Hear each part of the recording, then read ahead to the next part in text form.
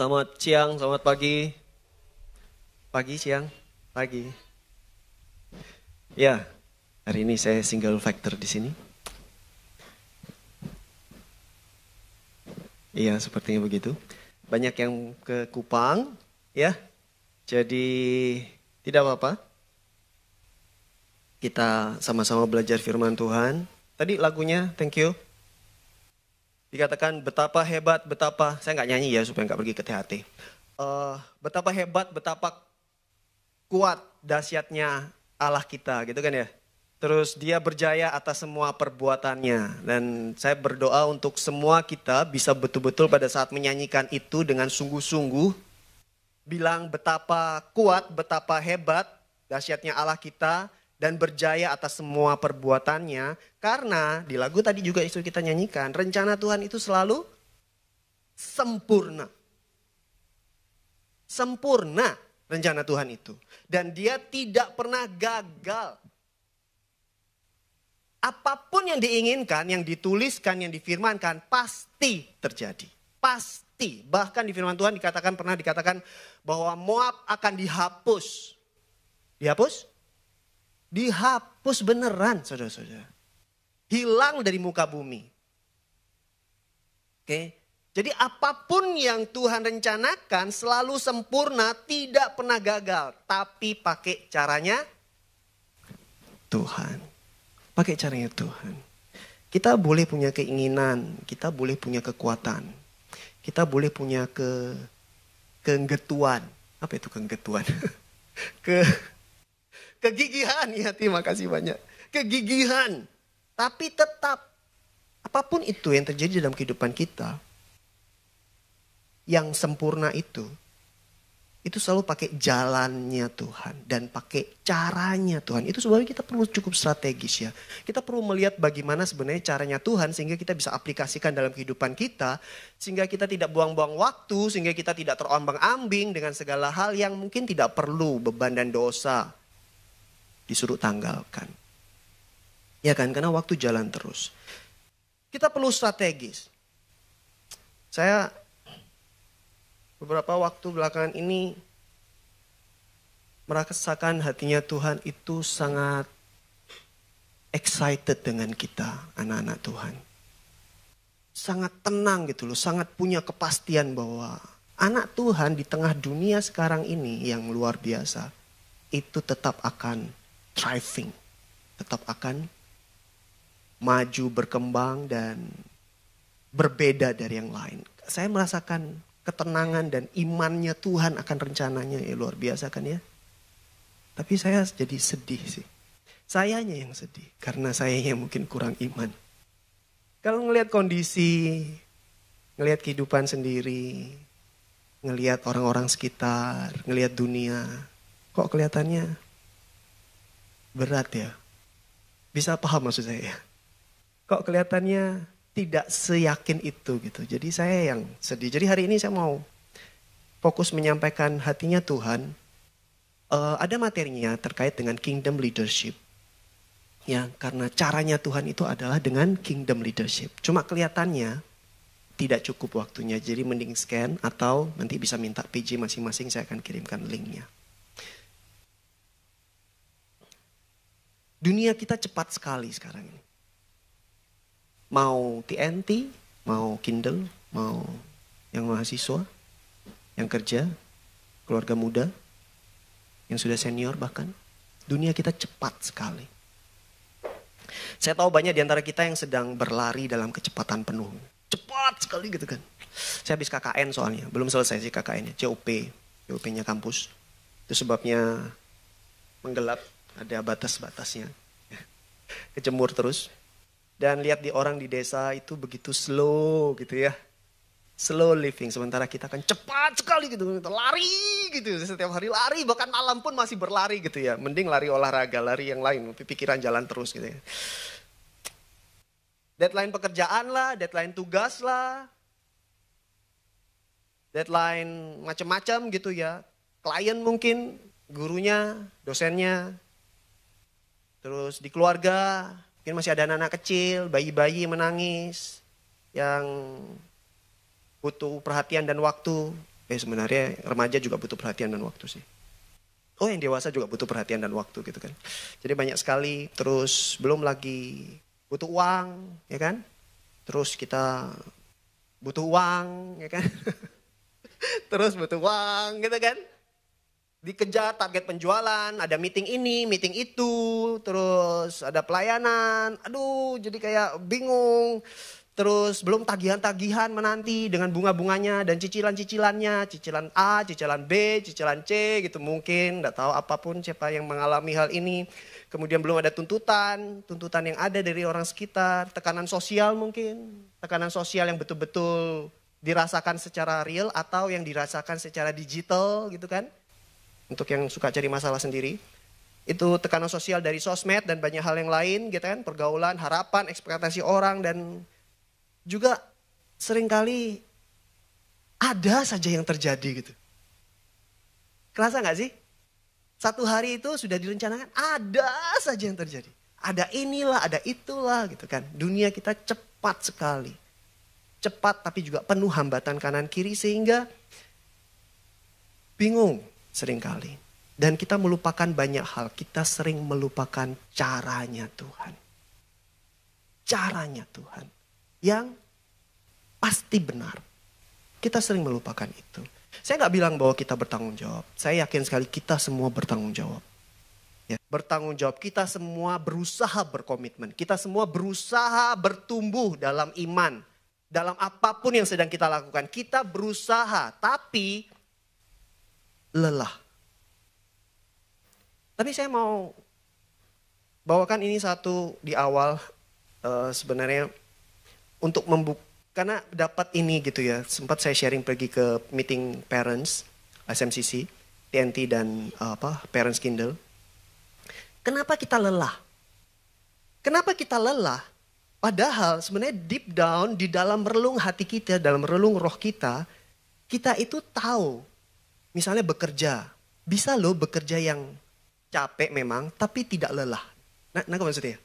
Capek tapi punya satu kepuasan karena ada satu makna, ada sesuatu yang menghidupkan gitu. Ya kan? Sekolah misalnya, atau keluarga, boleh capek, tapi tahu bahwa ada keluarga yang luar biasa yang Tuhan sudah rancang. Kehidupan yang baik, kehidupan yang sesuai dengan jalannya Tuhan, yang sesuai dengan caranya Tuhan. Pekerjaan yang sesuai dengan caranya Tuhan. Bisa capek, sekolah yang sesuai dengan caranya Tuhan. Bisa capek tapi hidup yang hidup gitu. Nah apa maksudnya ya? Kan ada yang seperti itu. Bisa merasakan? Bisa membayangkan? Bisa saya yakin. Dan kenapa kita lelah? Karena ada gap perbedaan antara yang bisa kita rasakan itu, yang bisa kita bayangkan itu, kehidupan yang penuh makna, kehidupan yang maksimal, ada gap dengan kehidupan yang sedang kita jalani sekarang, tubuh, jiwa, dan roh. Itu yang buat kita lelah. Dan yang menarik, yang saya share sempat pergi ke orang tua TNT dan Kindle kemarin. Waktu baca Kejadian 1, Tuhan mendesain kita sedemikian rupa, bukan? Dan desainnya itu utuh dan sempurna. Itu sebabnya di Kejadian 1 ayat 31 setelah semua terdesain, Tuhan bilang, maka Tuhan melihat semua yang sudah diciptakannya. Dan dia berkata bahwa itu semua sungguh amat baik. Itu sebabnya Adam pada saat bekerja, Adam pada saat berelasi, ada kebutuhan-kebutuhan yang diciptakan oleh Tuhan. Itu sebenarnya Adam pada saat berelasi, dia itu pada saat berelasi sama Tuhan, sama Hawa dan segala macam gitu ya. Dia utuh dan puas. Dan Tuhan mendesain seperti itu. Ada kebutuhan dan badan kita, tubuh, jiwa dan roh kita itu memang disetting untuk pingin punya relasi sama orang. Kita itu makhluk sosial. Tuhan ciptakan kita makhluk sosial sebagai makhluk sosial. Makhluk sosial yang sering berhubungan sama orang lain. Tapi pada saat berhubungan sama orang lain indah. Saling mendukung satu dengan yang lain. Betul ada konflik. Tapi konfliknya itu untuk mendukung. Untuk mengasah, untuk menumbuhkan. Dan untuk kepentingan kerajaan Allah. Cuma yang jadi masalah adalah dunia kita, si jahat, mengambil sebagian porsinya saja. Harusnya makhluk sosial yang sangat baik, sangat penuh makna dan utuh. Tapi si jahat buat kita hanya fokus pada yang penting punya relasi. Tapi mulai memikirkan keinginan sendiri, egois, konflik, gitu ya, konflik yang menjatuhkan, iri hati dan banyak hal yang lain. Tubuh kita itu juga karena Tuhan bilang beranak cuculah, maka ini walaupun ada yang masih muda nggak apa-apa lah ya. Karena Tuhan bilang beranak cuculah, maka memang tubuh, jiwa dan roh kita itu ada kebutuhan dan memang disetting untuk punya keinginan untuk seks dan intimacy. Selalu gitu. Bayi yang tidak pernah dipegang sama orang tuanya, cepat bye-bye. Betul ya? Itu ada penelitiannya. Cukup kejam penelitiannya. Ada sekian banyak bayi dipegang sama orang tua, ada sekian banyak bayi yang dibiarkan begitu saja. Itu cukup kejam. Dan efeknya tidak bagus. Butuh keintiman. Tapi oleh si jahat diambil cuma sebagian porsinya saja. Harusnya seks dan keintiman dan hubungan keintiman itu dirancang begitu indah. Ada komunikasi yang jelas, peran. Ini untuk yang masih muda-muda, nanti ada pembekalan pernikah khusus untuk itu kalau mau menikah. Peran yang menumbuhkan untuk kepentingan kerajaan dan rencana Allah bagi masing-masing pribadi. Tapi yang oleh si jahat cuma diambil enaknya saja. Sedikit sebagian. Keintiman itu diambil enak dopaminnya saja. Diambil cuma kepuasan fisiknya saja. Itu sebabnya muncul LGBT.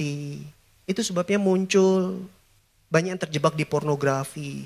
Bahkan yang kecil pun sekarang sudah terjebak di pornografi banyak sekali. Kenapa? Karena memang badan, jiwa dan roh kita didesain untuk itu. Yang oleh Tuhan direncanakan sungguh amat baik seharusnya dan penuh makna. Jadi hati-hati untuk teman-teman yang, untuk kita semua. Hati-hati untuk kita semua. Iblis berusaha merusak rancangan Tuhan untuk keintiman. Jangan mau dirusak. Ada kebutuhan untuk fulfillment. Kenapa? Karena disuruh kerja ya. Iya kan? Adam disuruh kerja, kita disuruh kerja. Itu sebabnya kita itu sangat hidup pada saat kita kerja. Coba gak kerja. Gak kerja sehari oke lah, itu istirahat namanya. Gak kerja seminggu oke lah, itu berlibur namanya.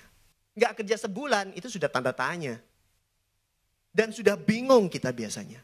Ya kan? Pasti cari kerjaan. Kenapa? Karena memang ada kebutuhan untuk bekerja. Kita tubuh jiwa roh kita itu disetting, di-wired ya. Ditenun, itu memang untuk kerja.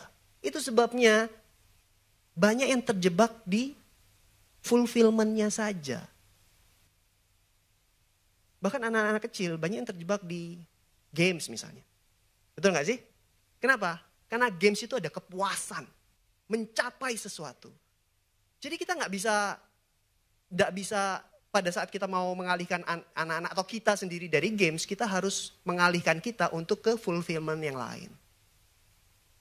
Pencapaian yang berbeda. Terus tubuh kita, tubuh jiwa dan roh kita memang disetting untuk makan. Nah makan yang dibuat sama Tuhan, itu idenya, rencananya, itu adalah makan yang utuh, makan yang sehat, makan yang menyegarkan. Makan yang waktu kita makan itu puas dan kita bisa bersyukur sama kebaikan Tuhan. Bisa paham maksudnya makan yang seperti itu. Tapi yang diambil sama iblis bagiannya saja. Apa itu?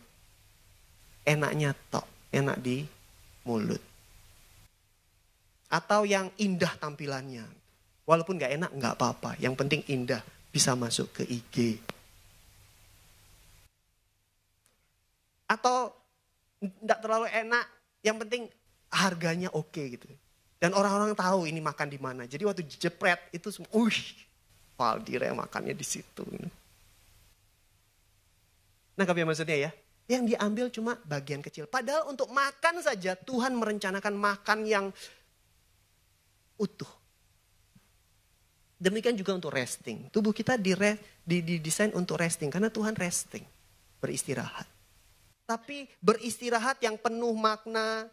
yang bisa menjadikan tubuh jiwa roh segar, yang mendekatkan kita sama Tuhan, yang membuat kita menyembah kepada Tuhan, yang membuat kita damai, resting yang seperti itu. Cuma yang diambil sama iblis, diambil sebagian kecil saja juga, yaitu mau santai, mau enak-enakan saja. Berapa banyak di antara kita yang pernah resting, cerita istirahat, tapi merasa tetap capek? Ya toh? Nah, jadi sebenarnya kenapa kok kita capek? Kenapa kok kita lelah dalam kehidupan yang begitu cepat sekarang ini? Karena deep down kita itu longing, merindukan rencana indah yang Tuhan sudah buat. Tapi beda sama yang kita rasakan. Itu sebabnya kita lelah. Nah sekarang itu sebabnya saya mau mengajak kita semua untuk berstrategi, untuk melihat caranya Tuhan itu seperti apa.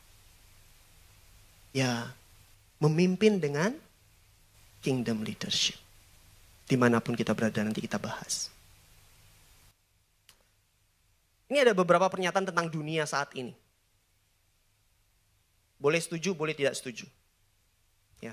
Tapi silakan direfleksikan. Dunia saat ini adalah, dunia yang kita tinggali saat ini adalah dunia yang bergerak dengan sangat cepat tapi mulai kehilangan makna. Cepat informasi dengan sangat cepat sekali, peluang banyak sekali, koneksi bisa sangat mudah, tapi maknanya mulai dangkal. Dan orang-orang banyak bergerak cepat tapi sedikit yang tahu sebenarnya arahnya mau kemana. Yang penting jalan aja dulu.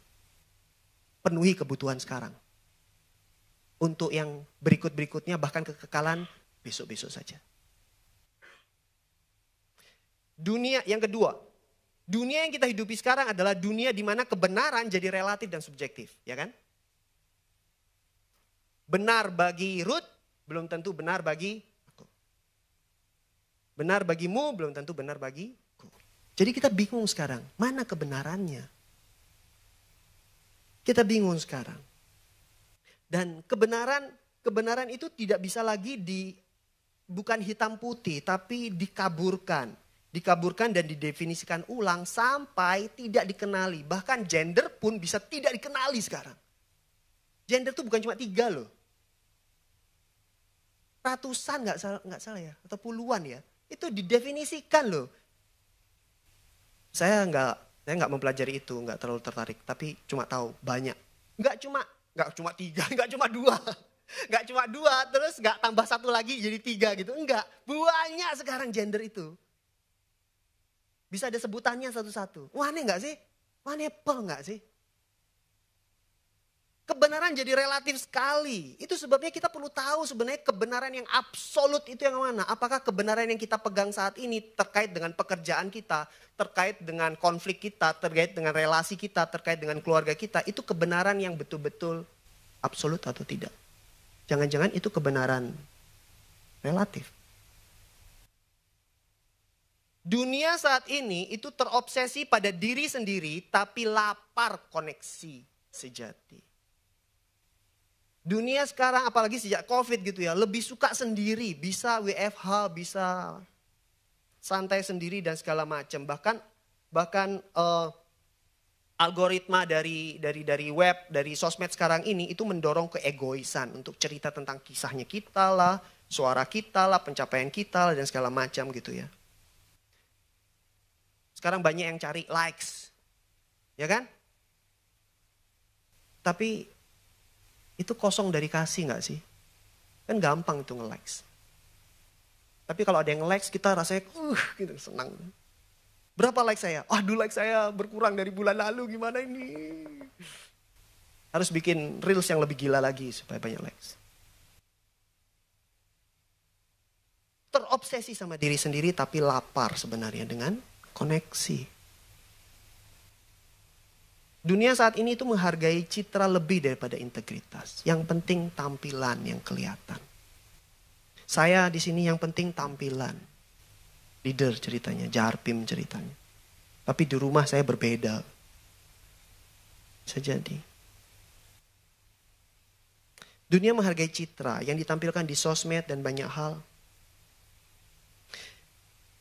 Justru di tengah budaya-budaya performa seperti ini, hidup yang taat dalam kesunyian itu sebenarnya adalah hal yang sangat radikal sekali. Ya kan? Dunia saat ini kehilangan kesadaran akan kekekalan. Yang dipikir cuma sekarang. Lupa dengan kekekalan. Kecanduan sama sekarang. Dunia saat ini adalah dunia membangkitkan generasi tanpa akar.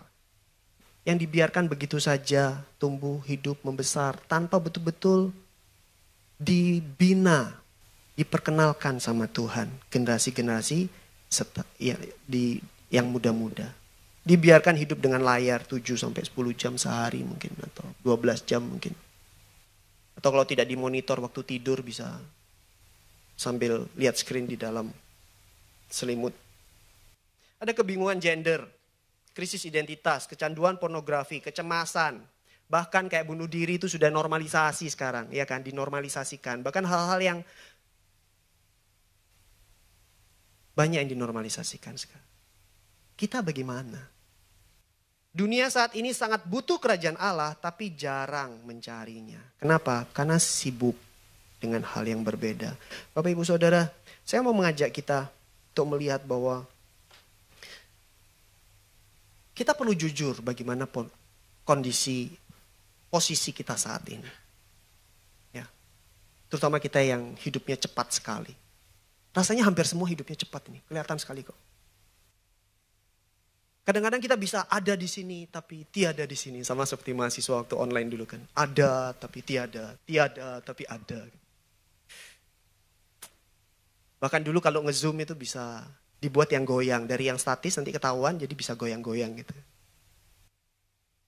Jangankan online, sekarang aja waktu onsite saja loh. Dia ada tapi tiada. Atau mungkin sekarang ada tapi tiada. Iya kan? Kita perlu jujur. Kita mungkin bisa merayakan dan mungkin bangga sama kesibukan kita. Tapi bisa jadi kita diam-diam lapar akan kedamaian. Hari ini mau banyak ngomong tentang refleksi ya. Kita mungkin bisa memimpin sama menasihati orang lain. Tapi bisa jadi kita sulit untuk memimpin diri kita sendiri loh. Dan sulit untuk menasihati diri kita sendiri. Oh kalau cuma nasihatin oke ya mungkin ya. Tapi melakukannya yang tidak. Kita mungkin bisa bangun perusahaan, mungkin kita bagus di pekerjaan. Tapi bagaimana dengan aspek yang lain misalnya di keluarga. Atau aspek yang lain misalnya di spiritual, pelayanan. Atau aspek yang lain misalnya di kesehatan. Apakah kedodoran? Atau mungkin kita bagus di keluarga, kita mendewa-dewakan keluarga kita begitu rupa gitu ya. Bagaimana anak kita betul-betul jadi yang paling terutama bahkan yang menentukan jadwal hidup kita dan menentukan jadwal Tuhan kapan tolong saya. Itu tergantung dari jadwal anak mungkin. Atau bagaimana? Jadi kan perlu untuk mulai memikirkan. Sekali lagi, karena semua yang Tuhan rencanakan itu pasti terjadi dengan caranya Dia.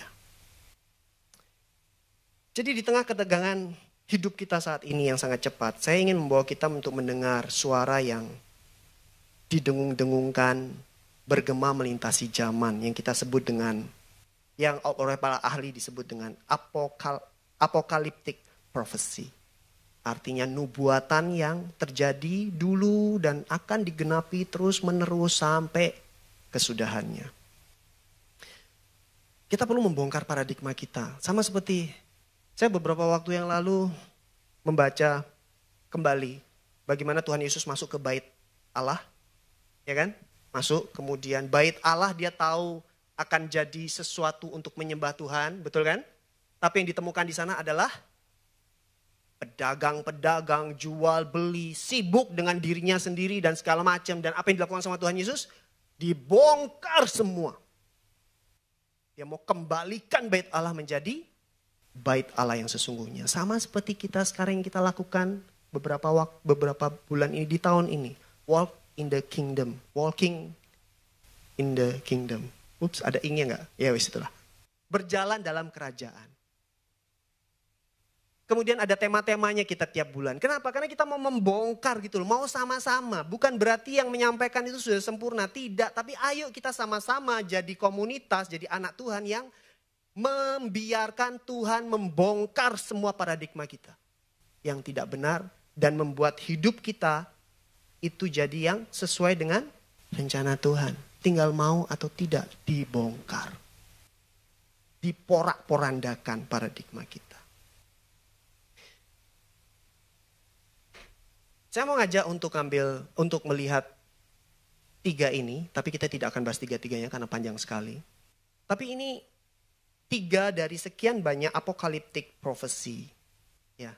Hagai itu bicara tentang, nanti kita akan bahas di Hagai. Hagai itu bicara tentang bagaimana orang terlalu sibuk dengan hidupnya sampai dia lupa membangun rumah Tuhan. Dan itu terjadi dari zaman Adam, kemudian sampai pergi ke zaman nabi-nabi dan seterusnya. Yakobus itu bicara tentang, Yakobus 4 ayat 1-10 itu bicara tentang bagaimana orang itu cenderung berdamai sama dunia dan Tuhan tidak suka itu. Jadi Tuhan bongkar. Dan itu terjadi. Dari dulu sampai sekarang dan sampai ke masa yang akan datang. Yesaya 60 bicara tentang bahwa dunia itu gelap. Kalau kita baca Yesaya 60, Yesaya 60 ayat 2. Yesaya 60 ayat 2 mengatakan seperti ini. Sebab sesungguhnya kegelapan menutupi bumi dan kekelaman menutupi bangsa-bangsa. Tetapi terang Tuhan terbit atasmu dan kemuliaannya menjadi nyata atasmu. Ini terjadi terus menerus. Waktu zamannya Nuh, gelap sekali dunia, betul ya? Dan butuh Tuhan, butuh leader, pemimpin yang muncul, anak Tuhan. Yaitu muncullah Nuh. Kemudian di zaman nabi-nabi, bolak-balik, gelap dunia, muncul nabi satu anak Tuhan. Kemudian gelap lagi, muncul lagi nabi yang lain. Gelap lagi, muncul nabi yang lain. Gelap lagi sampai tidak berbicara selama 400 tahun Tuhan dan muncul Tuhan Yesus sendiri turun. Sampai zamannya para rasul gelap muncul. Dan sekarang saat ini dunia sedang gelap Bapak Ibu Saudara. Dan Tuhan menantikan seseorang. Kita semua mau muncul. Jadi kita akan fokus pergi ke Hagai 1. Ya. Belum. Bijin. Hagai 1. Kita baca Hagai 1 mulai ayat 1. Saya akan bacakan. Mulai ayat 2. Begini firman Tuhan. Jadi ini apokaliptik prophecy yang terjadi saat ini. Dan saya mau mengajak kita semua untuk melihat. Firman Tuhan semesta alam berkata, bangsa ini, orang-orang ini berkata, orang-orang zaman ini berkata, sekarang belum tiba waktunya untuk membangun kembali rumah Tuhan. Maka datanglah firman Tuhan dengan perantara Nabi Hagai yang mengatakan, apakah sudah tiba waktunya bagi kamu untuk mendiami rumah-rumahmu yang sudah dipapani dengan baik, sedangkan rumah Tuhan tetap jadi reruntuhan? Oleh sebab itu, beginilah firman Tuhan semesta alam. Perhatikan keadaanmu saat ini. Kamu menabur banyak, tetapi membawa pulang hasil sedikit. Kamu makan, tapi tidak sampai kenyang. Kamu minum, tapi tidak sampai puas. Kamu berpakaian, tapi badanmu tidak sampai hangat. Dan orang yang bekerja untuk upah, ia bekerja untuk upah yang ditaruh dalam pundi-pundi berlubang. Hilang terus.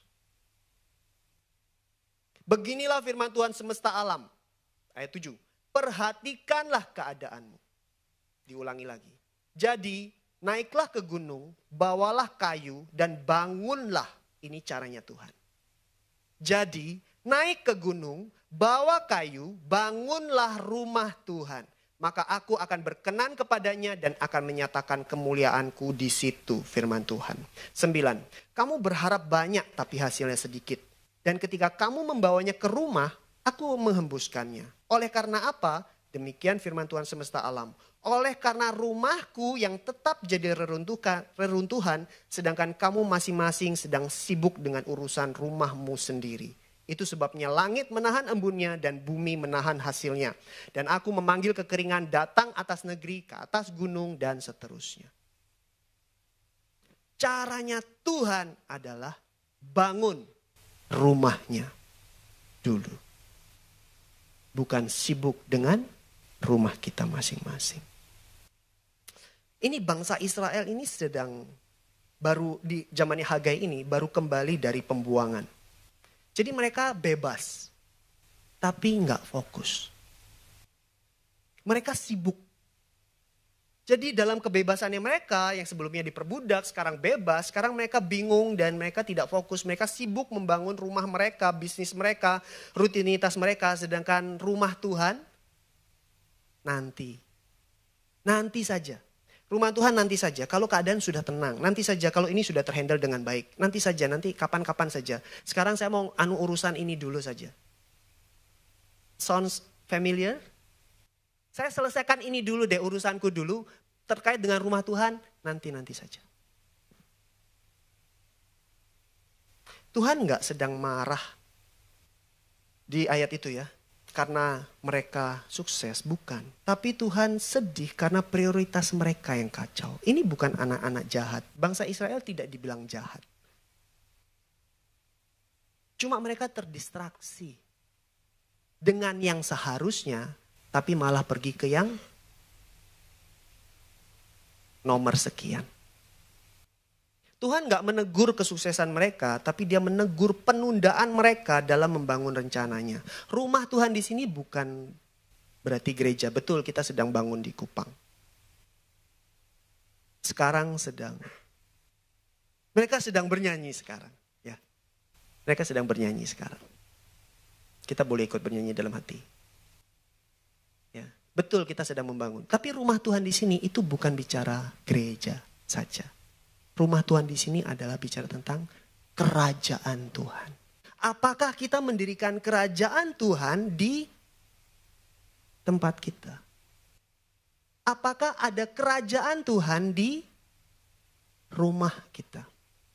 Apakah kita memimpin dengan style kerajaan Tuhan di tempat pekerjaan kita?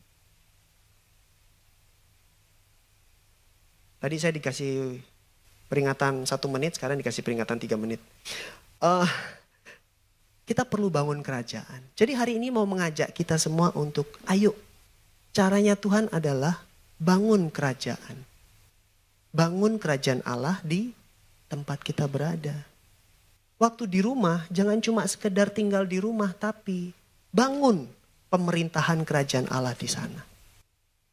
Oke, waktu di tempat pekerjaan bukan cuma cari uang saja, tapi bangun kerajaan Allah di sana. Buat orang-orang sekitar kita itu melihat bagaimana anak Tuhan itu dan sehingga mereka bisa kenal sama Tuhan. Bangun kerajaan Allah di tempatmu atau kita lupa. Bangun kerajaan Allah di kampusmu atau kita lupa. Bangun kerajaan Allah. Itu caranya Tuhan. Sehingga kita tidak hidup dalam kantung berlubang. Kenapa kita butuh? Ini saya malah lebih lama daripada yang tadi ya. Kenapa kita butuh untuk kingdom leadership? Ya, ini cepat sekali ya. Kenapa kita butuh? Karena dunia sudah dipenuhi sama kepemimpinan yang rusak. Jadi kita anak Tuhan itu dipanggil untuk menjadi berbeda dari yang lain.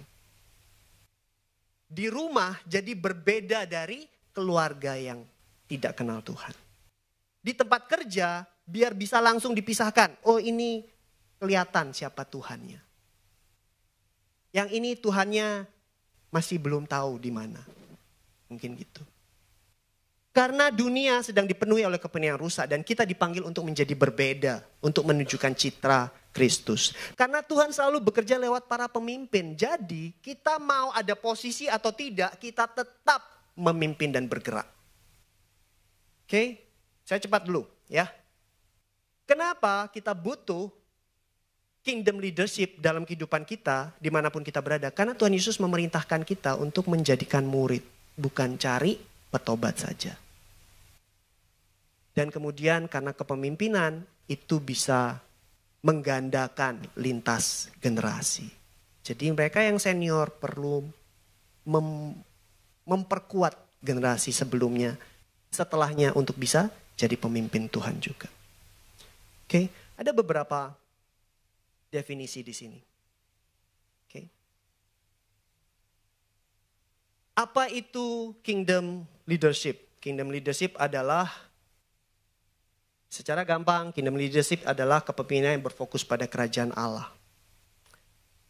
Segala sesuatu cuma mikir kerajaan Allah. Di rumah mikirnya kerajaan Allah. Di kerja juga. Di sekolah juga. Di kampus juga. Apa saja satu? Kepemimpinan Kerajaan itu bukan lahir dari fasilitas luar, tapi dari dalam. Bukan karena uang maka saya memimpin.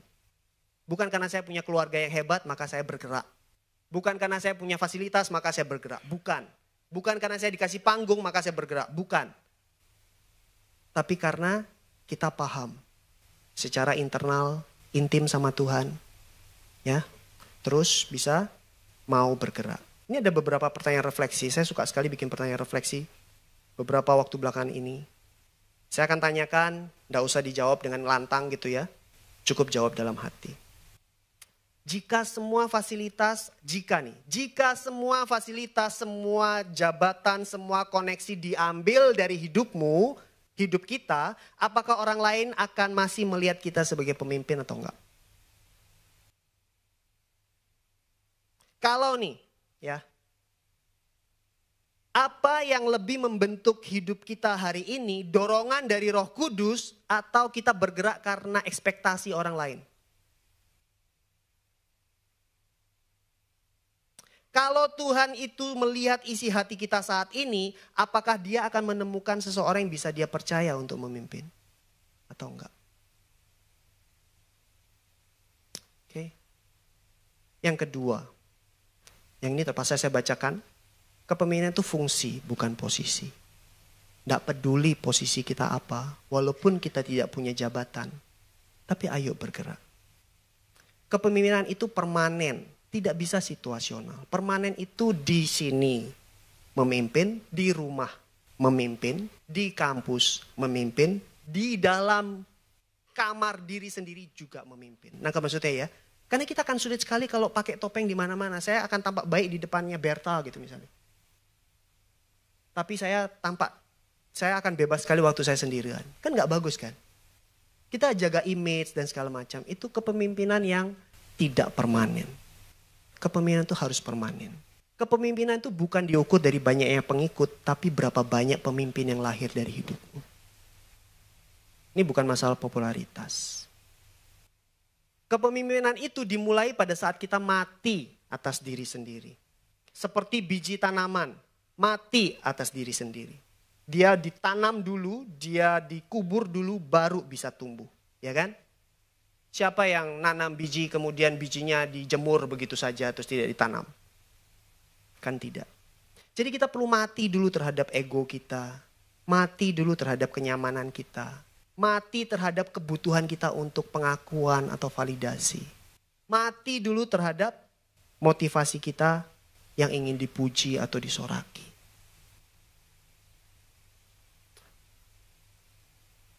Kemudian kita dibentuk oleh karakter Kristus. Bapak Ibu Saudara, saya tidak cukup waktunya, minta maaf. Saya lebih mau menyampaikan isi hati Tuhan. Oke, jadi nanti bisa diambil PPT-nya. Ya. Tapi tentang dunia kita saat ini yang kita baca tadi. Dunia bergerak cepat, kebenaran relatif, terobsesi dan segala macam. Tapi tetap dunia kita yang kita hidupi saat ini adalah dunia tempat Tuhan masih terus menulis kisah penebusan. Lewat siapa? Lewat kita. Kalau mau. Oke. Hari ini mau mengajak kita membangun rumah Tuhan. Pakai caranya Tuhan. Dimanapun kita berada. Di keluarga kita bangun rumah Tuhan. Bangun kerajaan Allah. Ezra, silakan fungsinya. Di pekerjaan, bangun rumah Tuhan. Bukan cari uang saja. Bukan sibuk dengan yang lain. Di kampus, sekolah, bangun rumah Tuhan. Jangan terlena. Oke? Maka dia akan menghardik belalang pelahap itu. Dan kantung-kantung yang berlubang akan tertutup. Kingdom leadership. Dimanapun kita berada. Kita berdoa yuk.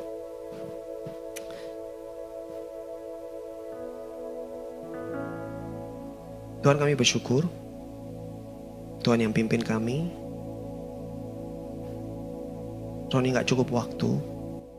Tapi Tuhan yang berbicara. Allah Roh Kudus sendiri yang berbicara di hati masing-masing. Supaya kami tidak lupa dan terdistract dengan prioritas yang lain. Supaya kami menjalani hidup dalam kerajaan Tuhan dengan kingdom leadership dimanapun kami berada, karena kami sedang membangun. Kami sedang membangun rumah Tuhan. Kami mau memperluas kerajaan Allah. Kami mau jadi berbeda dari yang lain. Kami mau memperlihatkan bahwa Tuhan Yesus itu Tuhan yang hidup di tengah dunia saat ini. Yang seperti ini. Tuhan yang pimpin kami masing-masing. Kami bersyukur sekali. Tuhan berikan kekuatan. Tuhan yang berikan anugerah Tuhan. Terima kasih Tuhan. Terima kasih. Hanya dalam nama Tuhan Yesus.